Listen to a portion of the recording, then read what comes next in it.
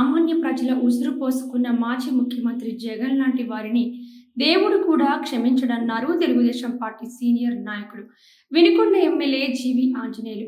30 లక్షల మంది పేదలకు ఇళ్లు కట్టించి ఇస్తానని మోసం చేసిన జగన్ తను మాత్రం ఋషికొండలో 500 కోట్ల రూపాయలకు పైగా ఖర్చు చేసి ఇంద్రభవనం నిర్మించుకున్నారని, తాడేపల్లి ప్యాలెస్కు 45 కోట్లు పెట్టి సోకులు చేయించుకున్నారని ఎద్దేవా చేశారు.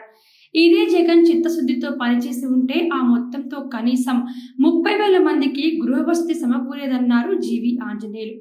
వైకాపా ప్రభుత్వం హయాంలో పేదల ఇంటికి ఇచ్చిన 1.8 లక్షల రూపాయల మొత్తాన్ని ఆధారంగా చేసుకునే తాను ఈ లెక్కలు చెబుతున్నారన్నారాయన.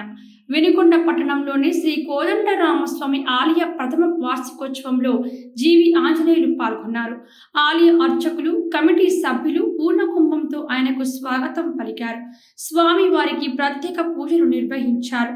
పండితులు వేద ఆశీర్వచనం పలికి తీర్థ ప్రసాదాలు అందజేశారు.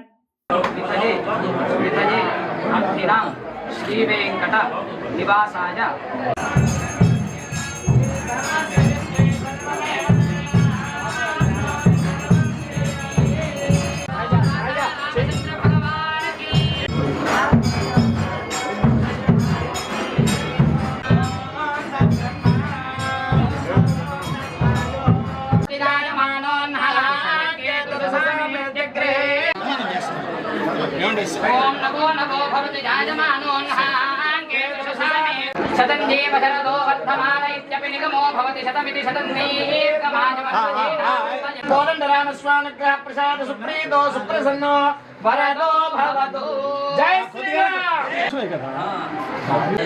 ये युवकाరండి